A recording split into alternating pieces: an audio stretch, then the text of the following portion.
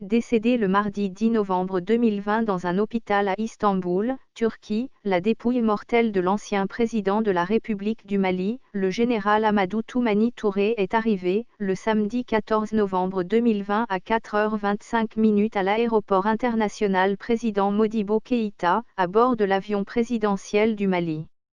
La dépouille a été accueillie par une délégation conduite par le vice-président de la transition, le colonel Assimi Goïta en présence du Premier ministre, Mokhtar Ouane, des membres du gouvernement, des chefs d'état-major et directeurs de service ainsi que la famille du défunt.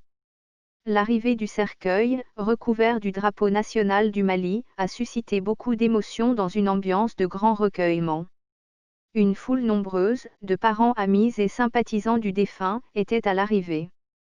Très ému, le vice-président s'est incliné devant le cercueil de l'illustre disparu. Le général Amadou Toumani Touré reste aux yeux de nombreux Maliens, le militaire qui a mis le pays sur la voie de la démocratie en 1992 après plus de 20 ans de dictature, d'où son surnom de soldat de la démocratie.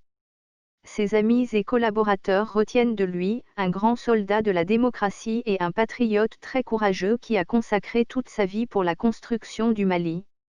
L'œuvre de ce grand bâtisseur doit toujours être un symbole d'union, de recueillement de l'ensemble de la nation malienne. Ses obsèques militaires et civiles sont prévues pour le mardi 17 novembre 2020 sur la place d'armes du 34e bataillon du génie militaire à partir de 10h sous la présidence du président de la transition, Badawo. Tout le peuple malien est invité le lundi 16 novembre 2020 pour un cortège funèbre qui sera organisé à l'honneur du défunt, le général d'armée Amadou Toumani Touré, ancien président de la République, selon l'itinéraire suivant, 9h, départ du cortège de l'Institut Marchou, en passant par le monument de l'Indépendance jusqu'au monument de l'Hippopotame pour revenir à la chapelle ardente du génie militaire par le même itinéraire. En outre, une veillée funèbre sera organisée jusqu'au mardi 17 novembre 2020.